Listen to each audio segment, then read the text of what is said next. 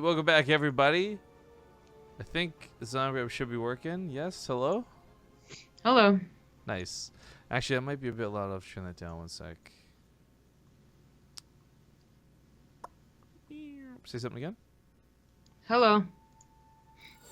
One more time. Hello. Okay. Sorry, I was Okay. trying to get... Because, actually, it's been a while since we've cast where I've been the streamer because, of course, travel and blah, blah, blah. But I was casting with Sal, aka Up a Tree Zelda, last time, and his audio was very, very different levels than yours. So, a bit off with the presets. Hopefully this is fine. You guys will take that feedback. Let me know in chat if she's too loud, too quiet. You know the drill. You know what's going on. But now it is GuMiho versus Stats. We'll get into the intros in just a moment. But first, I do need to welcome back and, I guess, introduce to the cast Zombie Grub joining me. Woo! Yay. Hello. I wasn't joking when I gave that little passion speech earlier. I asked her during the break. She literally just got in like 10, 15 minutes ago type thing. Sat down and said, let's do some mother flippin' StarCraft. Although, Yes. I gotta imagine exactly. this helps with your sanity, right? Like, how long was that plane ride? Well, you know, the fact that it was 3 different plane rides. So the total travel time for actually including like the subway to here is like 23 hours. Oh, So that kind of sucks. girl. Yeah, is the thing. How do you stay sane? I don't know. I sleep a lot, I guess. Man, I had the weirdest experience though, because like, so when I went to Chicago, it was on my plane to Japan, okay? And there are like a bunch of like student ambassadors, I guess, from one of the local schools. So they're like 15, 16, like, you know, bright-eyed and naive and shit and whatever. That's fine. But there was this one girl that kind of looked like me back when I was like 14 or 15. And it really, like, at first I was like, well, that, you know, that's like giving me some feelings or something. And then apparently her name was also Jessica. And I was like, no, this is too weird now. Time And she travel. sat next to me the entire flight. And like the group mom always came around and was like, Jessica, how you doing? And I was like, oh, she's not talking to me. No one cares about me. That's fine. Time travel, Oh, dude. what the Okay, so top left side of the map, greatest intros of all time. Ladies and gentlemen, it's Splice's Stats. Well, and the bottom right, as the red Terran, it is GuMiho. Now this is cool. Wow. We actually saw Innovation do a similar version. Actually, he lifted up and went straight to the main with it. But Proxy Factory's this close. Like, maybe you could argue the Cyclone, but this is just like such a tasty Widowmine looking factory. I can't believe he's so bold. I mean, it's actually unlikely that they'll scout there. It's even less likely they'll scout there than the common proxy locations, you know, where the SCV's actually going now. So I Yeah. guess that's the cool thing about it, but it's still very silly. Folks in chat, by the way, asking like, yo, if this is the finals, to be delayed for GSL, blah, blah, blah. No, like, guys, if GuMiho wins the series, which, by the way, he's really good at TVP right now and has to fight Sue in the finals, I think we're just going to actually see a bit of a lamer matchup, frankly. They probably won't be going all out against each other here in the Olimoleague when they have GSL on deck. But I still think it'll be good games. Yeah, I mean, you wouldn't think so, but like times have really changed. Well, one pro's not so bad. GuMiho has always been a player that, like, even when he got far in the GSL last season, you know, he did like a TVP or something, and I was like, well, he should be hiding builds, and Nah, I don't think he did. No, he just went. I Yeah, feel he didn't like care. a lot of these guys, it's not relying on silly proxies like this. It's the mechanics behind it and the ability to still macro and play well. And that's where GuMiho's really been shining through these last, I want to say, like 3 months. This guy's been really awesome, but uh-oh. Yeah, Cyclone for the pops GSL, out. basically. I don't think he wouldn't have to get surrounded. No, unfortunately not. I think he's hoping the Widowmine would have washed off all the probes, right? But not quite the case here. Certainly a mistake, but we have, what is, oh, no necessity, just kidding. Ah. Okay, so we have nothing. That's actually being cleaned up super easy. No, this is still kind of great, though, because this factory still won't be pushed off. There's no Phoenix. The Void Ray is also far way out. Hell, even if it gets overcharged, it's still that he's burning all of Stats' not just attention, but I guess abilities here. Like, having cast Revelation, the Oracle can't go across the map and fry SCVs. Well, that's certainly true. I mean, there's still messed up stats for sure, but I think GuMiho is really hoping for more than 3 SCVs. Because it's not that just GuMiho proxied a factory, it was he proxied a factory off of 1 base against someone who did a perfectly normal macro opening. You totally missed it. GuMiho goofed up versus Creator in a really funny way. He let the Really? the first probe scout kill SCVs. SCVs, plural. Well, it was like 1.5, but yeah, sorry, Oh, okay. SCV, excuse me. But anyways, he still made it work despite the situation. However, this SCV was rushing across the map to repair because he didn't have his proper. Like, you want to be able to have that second starport going before you lose the factory most of the time. So only one starport now. This is going to be a little annoying too because I think it also delays his armory, which he didn't start either. Oh yeah, I guess that's still a bit of a ways off. You know, you don't get double engineering bay versus Parados, but that is important to note. I really don't think that was enough. Like, to throw him off is one thing, and that's well and good, but GuMiho has awesome follow-ups. He fails pushes before and still ends up winning a game, so I'm not counting him out yet, but Yeah. Stats really took it in stride and, you know, is like basically just doing his build with very minor interference. You know what I just realized? It's been a while since we've seen Bien play in these tournaments, right? And it's Okay, been sure. about the same time Bien stopped playing in these tournaments that GuMiho got good. Oh. And I'm not saying like there's any account sharing. I'm just saying I've never seen GuMiho and Bien in the same room at the same time before. See, I figured you would say that, but I feel like they have. Yeah, actually they probably have like VSL and stuff too, right? Like especially. Yeah. No, but it is kind of the passing of the torch, I feel, in a small way. My silliness aside, a bit more serious. Like, really, Bien was the guy we would expect to do all these stupid things. Like, oh yeah, he'd mess up and push to win and be down in the series and come back. But that really has been the story of GuMiho the last 3 months at least. Yeah. GuMiho's quite good, but he's got a challenge ahead of him. I'm not sure. You know, Stim is done, but not many medevacs.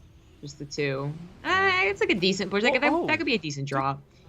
Stats invested in a lot of Void Rays. I didn't even realize this. Like, it just casually caught me here on the production tab. He's still making them, and he's got 3. Void Rays actually aren't too bad at contesting Marines, just because they have a lot of health themselves. But most importantly, that's going to melt the medevacs. Like, you guys saw Corruptors in the series before take down medevacs. Wait till you see Void Rays. They're going to be pretty good, and that's specifically what he's setting them up for. I mean, the way that you typically expect a Terran to follow anything up is to try and drop, but GuMiho stays on the ground for now, scans to see what looks to be a powerful enough adept army. It is going to be resetting glaives in +1 over the weekend. We got to see Zest go charge with armor, which is a bit of a difference. Zest blew me away this weekend because I really thought he didn't play that well, and then, like, in the finals, he turned it on. Like, he was put in a corner, and he turned it on. Yeah. We're keen, though. He's probably like, this is going to be easy. What started off looking like that 3-0? Yeah, 3-1. Easy peasy, or 3-1, right, yeah. Oh, well. That is a pretty fast Ghost Academy. So, definitely looking to take advantage of the Adepts. Even the Sentries, too, actually. There's 2 of them with a lot of energy, but not really looking into Liberators at all. Which, you know, you brought up that factory issue earlier. I kind of like, I don't know when or why, but I like keep on having to remind myself that a Ghost Academy doesn't require a factory. Yeah, it's, you know what it is? Because like nukes do or whatever. There's something dumb. Oh, okay, yeah. I think we like already talked about this. But the point is, he doesn't have a second starport at the Dig of the Colossus, but it might not get there. Okay, so the Voiders are a little bit late to the party. This Guardian Shield is huge, but the prismatic alignment, the overcharges. Oh man, innovation or not innovation. This is like innovation levels of medevac though, because GuMiho gets out with 1 health on that medevac. Yeah, I mean that's really lucky to get out with anything there. At least it was the full one, but damn, that was a lot of anti-medevac, and well, there was also just a lot of army. Stats now up 30 army supply. He's going across the map. I don't know if he has a warp prism. That maybe is how GuMiho holds. It's just there's no reinforcements, but this is a large army. I apparently just released a bunch of prisoners in chat. That may have been a mistake. Yeah, this army is large standing. The Void Rays are maybe a little bit too much. Even with the Marines here, they still have to contest the Adepts. And that Guardian Shield doesn't make this any easier. Many missile turrets were made, but it's really not about the Void Rays anymore. Well, it's kind of funny. Is like those ghosts popped out at almost perfect time. They did get a couple of EMPs down, but unfortunately for GuMiho, it was only after the Guardian Shield was popped. So it could have been better, but you know he holds, which I didn't really think he was going to do. He loses 20 SCVs, but he has 3 CC. I mean, there's a recovery process, but it's not strong. Ooh, this is going to be a sick catch. It doesn't eat them. Well, I don't know who eats making a sound. This is like a slurp sound. I don't know. You kind of went like a chomp and a slurp together. Like, I don't know. It was really hard to differentiate. But the point is, not doing either. Oh, well. Stats should be able to recover so much better. Just continue massing adepts, really. A couple of immortals, I guess, as well. But GuMiho, a couple more drops. You can definitely bring it back. And the 3 pylons for free. His stats was setting up. He had the minerals for the Nexus too, but he never started it, which is kind of interesting.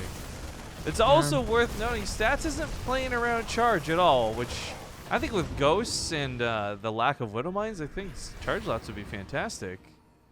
Yeah, the lack of Widow Mines. Like, you killed the factory. There's always the assumption they're going to build that factory again. Like, who stops? Who doesn't build a factory? But that actually would have impacted this game a lot.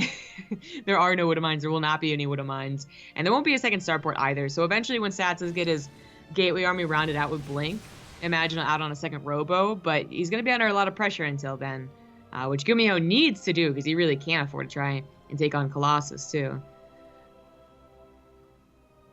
Well, a couple of adepts are why those SCVs died as they're transferring on over. Really nothing too crazy. Stats does not have much counterattack potential, but I guess at the same time, if you ignore 2 adepts, they can kill everything very quickly. So he's got 2 down here to the 3rd, 2 heading into the natural. Oh, big army fight, though. I think an EMP went down from that, like, one single ghost, so this actually turns the tide maybe enough. Well, it shouldn't, though. I feel like if these reinforcements were here before Stats reinforcements just got here, maybe this does snowball, but his warp-ins are pretty good. They were here, though, but he just wasn't using them, and I don't know what was going on with that. I think a lot had to do with being distracted with the adepts, if we're going to be honest, because these have racked up 15 SCV kills and still killing more while this goes on. However, GuMiho, if he can kill this base, won't feel too bad about losing the SCVs, but I think there's too many adepts back at home.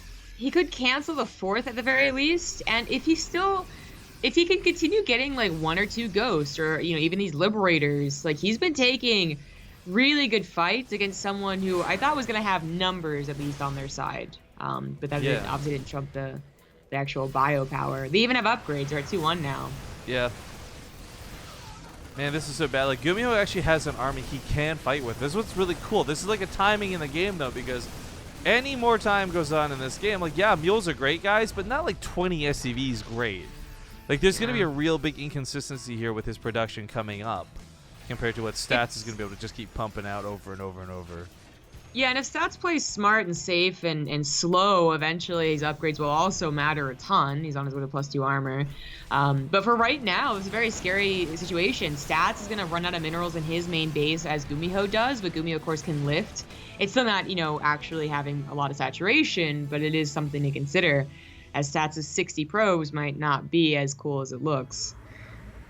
I think a Liberator got on the 3rd base as well, where most of the mining is. Couple of shots, but quickly cleaned up. Nice reactions out of Stats. Continuing to fight in the middle, though. Pushes this back. Ghosts on the way for GuMiho. EMPs are going to be really essential. You mentioned it before. Like, there's a small time. Like, it didn't quite hit the energy, so Guardian Shield still went up. If you can deny that Guardian Shield, like, even that +2 armor might not be done. It still reduces a lot of damage. Yeah, and that should be what he's looking for with these ghosts, too. He's going to have, like, 4 or 5 of them, which is not bad at all. That's probably a count that I want to stay at, just because they're too expensive. Although the minerals should be going into the Marine Marauders, but he just goes for a huge pickup, leaves a good portion of the army behind, but is successfully distracted Stats to the 3rd base. Like, Stats is entirely out of position for both of these potential attacks. He's not in the main base, and now he's not at the 3rd base. There's a small army going to the 3rd base. Well, 4 Marines, very small. Big attack in the main, though. Drags and drops. I mean, I guess there's some harass elsewhere, too, but I mean, for the most part, this is where all the pylons for the gateways are. Oh, no! Oh, that's a good one. And a couple of adepts that shaded in were not very impressive. Now GuMiho realizing might be the time to leave. I mean, he's probably right, but he may be able to take all the adepts. This is such a sick move out of GuMiho, though, because really, you know your opponents had income. You know your opponents got bank. Cutting out their production was the only way he could level the playing field. And he did that. He killed all of the gateway production. Yeah, this is dangerous. This is very dangerous. Medivacs. Well, actually, I guess oh my God. First, the Stalker gonna catch him. Take him out. He tries to get the pincer, too. Walks through those force fields. Misses one of the force fields. He had energy for it, too. But Stats gets caught in the middle. The Immortals are dead. GG. GuMiho does it. Wow. Well, okay, then. Sounds about right. That was okay. That was cool. Game 1 goes to GuMiho, guys, and best of 3. The winner goes on to fight against Sue in the finals. But we'll see if Stats can bring it back for map 2. People are kind of learning more about the bot. It's brand new and it's still being tested. It's not something we're fully implementing on the channel yet, but it looks really fun, and I've seen good feedback so far. If you guys want to look more into it, !GatherBot. There's some cool things like stats. There's questing. There's a solo game that you can play too. When you get loot, like when people donate, and everyone in the channel gets a mystery bag, you can pull legendary items out of the mystery bag. That'll give you more stats. Mystery bags. You love mystery bags, that's right. But the cool thing that I really enjoy is it gives the Bit Boss more powers. Nexikuro has been okay about this, but he did steal everybody's money earlier, if you guys didn't see. So I love the idea that like this guy can be so evil in dick mode and keep stealing everyone's money that it just incentivizes everyone to band together to try and kill him. That's a pretty cool bot. Oh, also, dude. Oh yeah, by the way, this Gather bot, it's not some random bot like someone in the chat suggested. It's the Bit Boss people who are doing it. But I went to the Asian store yesterday while I was like picking up my checks and getting our business cards and stuff. Okay, and cool. I found this cute little Asian shop that sold like a lot of really lewd looking anime figures and stuff, right? But so I'm drawn into it. I'm gonna look. But they had like this chest full of like, it was like a whole closet of like all these like keychain things, like little cutesy Asian things. And I found some Neko Atsumi guys. And oh yeah, they had tubs and everything. I don't know the names of all of them because I never played the game, but I thought it was super cute. Oh yeah. But I bought a little pirate captain and a little. Here, I'm gonna actually tweet. Oh, the pirate cat. Hang on, I'm gonna tweet it right now. One of the newer ones. Shit, I did it from BaseTradeTV. So go look quick before I delete it. But I bought a pirate cat and this one that was sitting on a throne. It was really cute, and now I've got them both on my computer. But can't have a real cat. That's good. Oh yeah. I never bothered getting the pirate one. I didn't get the treasure chests. Pretty adorable. That's cute though. But okay, folks, we're getting into game number 2. Spawning in the upper right, he's down 1 at the moment. Ladies and gentlemen, we've got the yellow Protoss stats. And in the bottom left, as the red Terran, it is GuMiho. Now, there's so much cool things. So, like, I really want to, like, how to phrase this. I almost wish I was better at StarCraft, not so I could be a better player, but so I could better just explain all the cool intricacies of what GuMiho did. Because even as, like, the casual caster fan, I could still appreciate how sick of a situation that was for him to come back from. Like, I don't think there's a point in the game where I'm like, oh, he's so far out of this, there's no comeback, right? But he lost so many workers. You knew the clock was ticking. He beat the clock is what he did. He beat stats and he beat the clock. Yeah, well, the losing workers thing could always just be chalked up to a classic. I was too aggressive with my adepts. Like, that happens a lot. But just the fact that the opener seemed to be going poorly and that stats could have continued to snowball off of that, but didn't. Like, GuMiho got his drops in, and GuMiho was able to take good fights. Stats never really had his, like, huge economy boost that I thought I was going to have. But, well, it's Defender's Landing, and he just lost in a macro game, so I guess Stats gonna cheese. I kind of like this for this map, though, so I don't really have a problem, and there's no, like, judgment about this. I actually thought GuMiho would be the one, you're up 1-0 to go with some more cheese, because he did Proxy Factory, right? Well, yeah, I mean, he's going for a 1-base opener, which is, once upon a time, like, it was what we did against Protoss, like, 7 months ago. Okay, well, good scout. But nowadays it's like a little bit abnormal, but he's doing it. He's going for 1 base, so he's gonna have the super fast factory for what could now be either a Cyclone or a Woodamine. Yeah, Cyclone's the better bet. You can take care of both ground and air, kind of.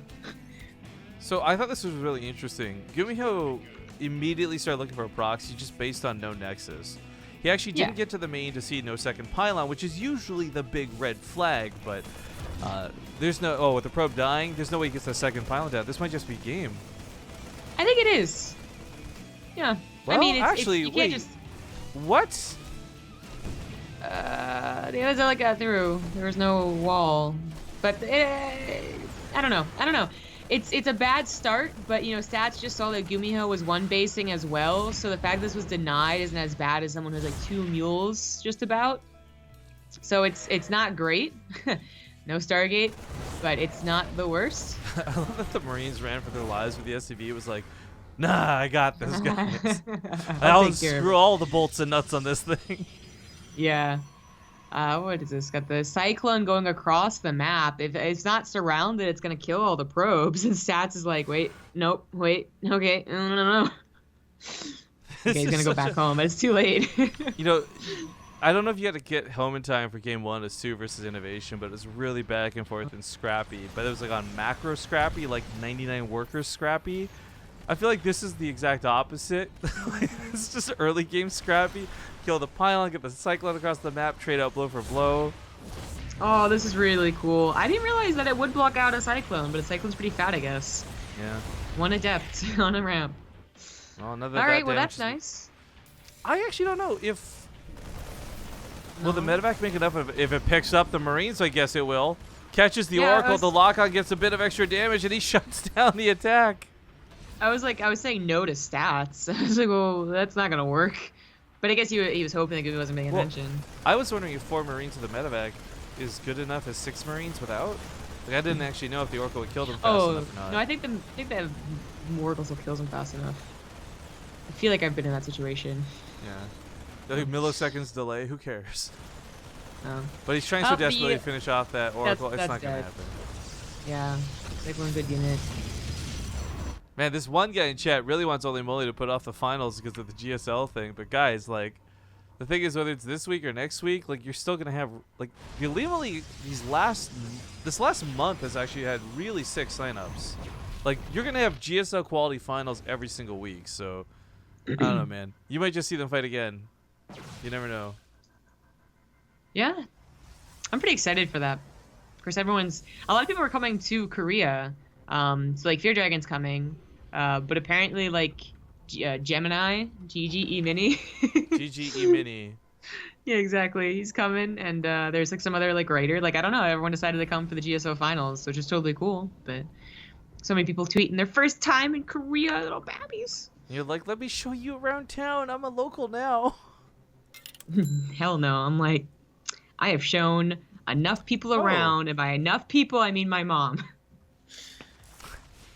By the way, Tom's issued a bounty. We'll get into this in a moment, dude, because this game is coming very close to a potential end here. I think it is banned. I mean, a tank's just not. A Widowmine stats. shot on top of everything else. GG. GG.